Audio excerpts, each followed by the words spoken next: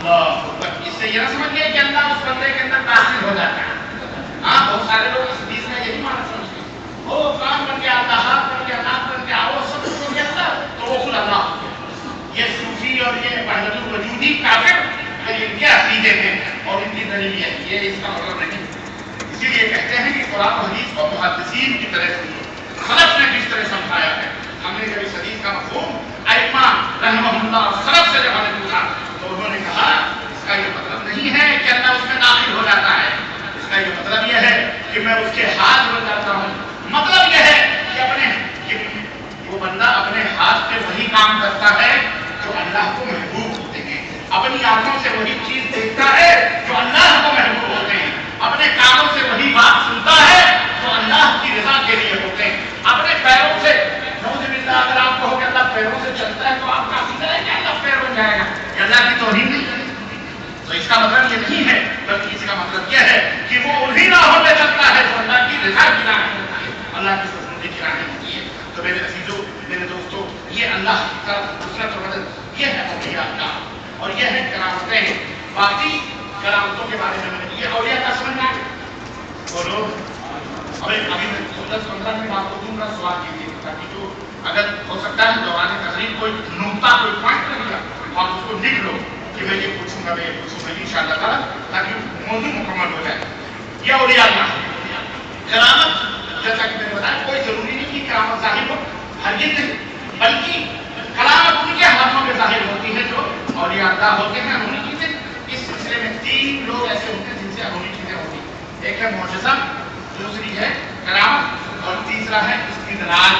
تیسرا کیا ہے؟ استدراج. معجزہ نبیوں سے ظاہر ہوتا ہے، کرامت اس سے اللہ کے نیک بندوں سے، اور استدراج ایسی انہونی چیز جو فاسق و فاجر کافر جادوگر بہت سارے لوگوں سے ظاہر ہو. جیسے کہ آپ نے سنا ہوگا کہ جناب علی فلانی جگہ پر کوئی مورتی دودھ پی رہی. ہاں ہاں ایسی انہونی چیزیں ہوتی، بات جادوگر ہوتے ہیں. آپ نے دیکھا ہوگا بہت سارے لوگ بہت ساری انہونی چیزیں. ہندوستان سے ایک ٹی وی پہ نیوز ٹی وی پہ کوئی آ رہا تھا، عجب غجب ایک موضوع تھا اس کا، عجیب و غریب چیزیں دکھاتے ہیں، پتہ نہیں کیا ہوتا، یہ اور وہ جادوگر ہے وہ فلاں ہے. تو یہ دیکھ کر کے ہم صحیح العقیدہ لوگ کبھی مبہوت یا حیران نہیں ہوتے. ہم پہلے یہ دیکھتے ہیں کہ یہ انہونی چیز کس سے آ رہی ہے، مومن ہے کافر، یہ اللہ کا نیک بندہ ہے یا فاسق و فاجر، یہ بدعتی مشرک ہے، اللہ معاف کرے گا. یہ سب شعبدے بازی ہے. کیا کہتے ہیں؟ شعبدے بازی. اس سے کبھی ایمان کو خراب نہیں کرنا چاہیے. ہاں وہ داڑیاں رکھ لے، وہ چھکے پہن لے، وہ فلانے کر لے، وہ انڈے کو پیسے کو انڈا بنا دے، ہم اس کو نہیں تسلیم کرتے جب تک کہ وہ صحیح العقیدہ ہو. سمجھ؟ کرامتیں روٹی کھانے کے لیے نہیں ہوتی کہ جناب فلاں نے فلاں کا ہاتھ پکڑ لیا، کہا میں سندھی گھوم چھوڑا مدینہ پہنچا دیا. یہ قرآن و سنت کے خلاف ہے. یہ قرآن و سنت کے کیا ہے؟ بعض بزرگ جیسا کہ آپ نے دیکھا وہ ہواؤں میں اڑ رہے تھے. کوئی بزرگ تھے وہ جناب علی کس پہ چل رہے تھے؟ پانی کے اوپر. ایک کتاب ہے ملفوظات اعلیٰ حضرت آپ بھاگے دیکھیں، اس کے اندر کہتے ہیں کہ ایک صاحب نے ندی کے کنارے کھڑے کشتی کا ایک آدمی انتظار کر رہا تھا. اتنے میں دیکھا کہ ایک صاحب جو ہے پانی کے اوپر جا رہے ہیں، تو اس کو تعجب ہوا کہ پانی کے اوپر ایسے چل رہے ہیں. کہا حضرت مجھے بھی لے کے چلو. وہ کون سے شیخ جنید بغدادی. یہ واقعہ کسی اور نے نہیں ذکر کیا ہے بلکہ بریلی شریف کے بہت بڑے امام احمد رضا خان صاحب کا یہ واقعہ اور ان کی کتاب ہے ملفوظات اعلیٰ حضرت. آپ جا کے اس میں دیکھیے. کہنے لگے کہ حضرت میں بھی اس پار جانا چاہتا ہوں، میں بھی اس پار جانا چاہتا ہوں. کہا ٹھیک ہے، یا جنید کہتے ہوئے آئے، یا جنید کہتے ہوئے یا جنید پکارتے ہوئے آنا. اتنے یا جنید پکارتے ہوئے چلنے لگے. پانی کے اوپر چلنے لگا. پانی بیچ ندی میں جب وہ پہنچا تو اس کے دل میں خیال آیا کہ حضرت تو یا اللہ کہہ رہے ہیں، مجھے یا جنید کہلوا رہے ہیں، چکر کیا ہے، میں بھی اللہ ہوں. کہتے ہیں اس کے اعلیٰ حضرت فرماتے ہیں، لفظ پہ غور کریں کہ اس کے دل میں شیطانی وسوسہ پیدا. اس کے دل میں جو کیا آیا نا کہ اللہ یہ خود کہہ رہے ہیں اور مجھے کیا کہہ رہے ہیں، یا اعلیٰ حضرت کی زبان سے اللہ تعالیٰ ان کے ساتھ وہ معاملہ کرے جس کے وہ مستحق۔ شیطانی وسوسہ پیدا ہوا اور یہ شیطانی وسوسہ پیدا ہوتے ہی اس نے جیسے ہی یا اللہ کہا ویسے ہی نیچے پانی میں کر نیچے گیا کہا حضرت میں چلا گیا، حضرت نے کہا نکالا اس کو، حضرت مجھے بتاؤ، کہا کہ حضرت یہ کیا کہ آپ یا اللہ کہہ رہے تو اوپر جا رہے ہیں، میں کہہ رہا ہوں تو نیچے جا رہا ہوں۔ کہا ظالم تو ابھی جنید تک نہیں پہنچا تو اللہ تک کیسے پہنچا؟ میں کہتا ہوں کہ اگر یہ جنید بتا دی اللہ کے اولیاء تھے تو رب ذوالجلال کی قسم ہے اللہ کے گھر میں یہ عقیدہ کسی ولی اللہ کا ہو سکتا؟ نبی سے بڑھ کے رسول اور ہمارے آقا اور مولا حضرت محمد رسول اللہ سید المرسلین ہیں۔ چند صحابہ کہنے لگا تغیب بک یا رسول اللہ، اے اللہ کے نبی ہم آپ سے مدد طلب کرتے ہیں۔ پیشانی نبوت کے اوپر شکن آ گئی، کہنے لگے انما لا یستغاث بی، مجھ سے مت مدد طلب کرو، مدد طلب کرنی ہے تو عرش پر۔ نبی یہ راستہ بتا رہے ہیں، یا غلام احفظ اللہ یحفظک، اللہ کو یاد کر اللہ تیری حفاظت کرے گا۔ یہ نبی کی تعلیم ہے، اور یہ اللہ کی یہ تعلیم نہیں ہو سکتی کہ آؤ میرے نام کو جپو ساری مصیبتیں دور ہو جائیں گی۔ اگر نبی اپنے نام کو جپنے کا حکم نہیں دیتا تو نبی کے پیروکار اپنا نام جپنے کا حکم دے سکتے ہیں؟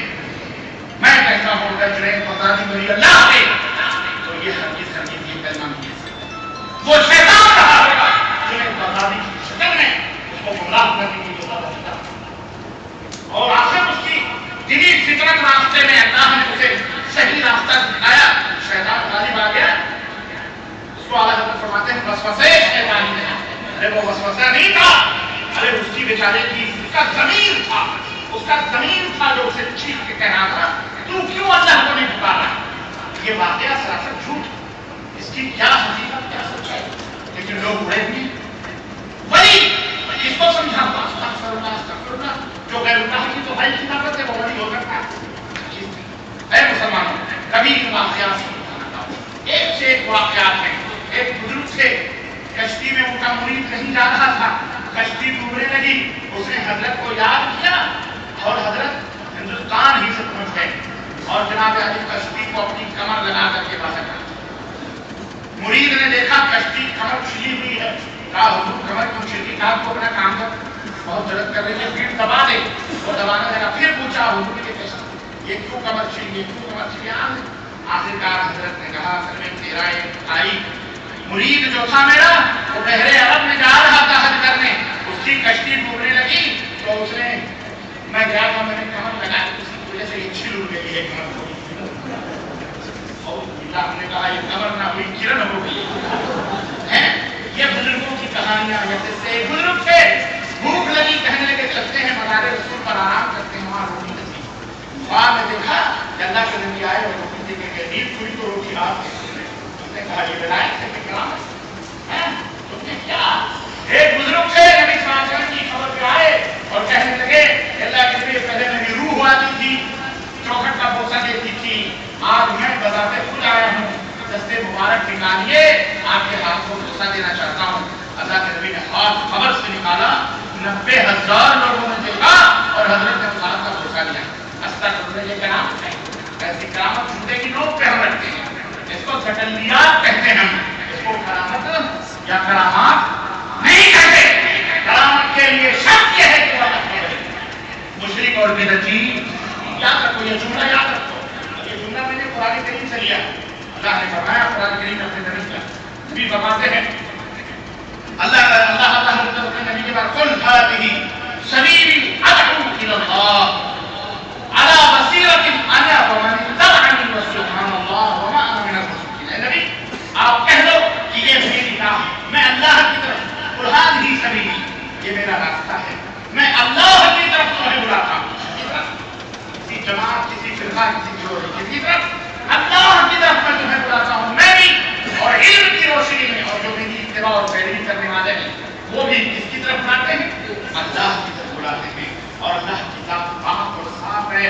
وما انا من المشرکین, اور یہ بھی کہہ لو کہ میں مشرکوں میں سے بدعتی مشرک کے ہاتھوں پہ جو چیز ظاہر ہو, فاسق و فاجر غیر مسلم کے ہاتھ پر جو انہوں کی ظاہر ہو وہ کرامت نہیں بلکہ وہ شعبۃ واقعیت اور وہ استدراج ہوتا ہے.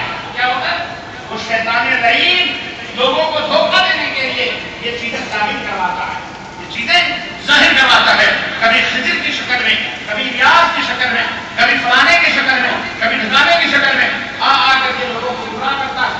کبھی خوابوں میں آ کے آپ سے کہتا میں اللہ کا رسول ہوں, میں اللہ کا رسول ہوں, ظالم اللہ کا رسول. وہ بعض لوگ کہتے ہیں ہاں ہاں میں اللہ کے نبی کو دیکھا. اچھا آپ نے زندگی میں اللہ کے نبی کو دیکھا تھا؟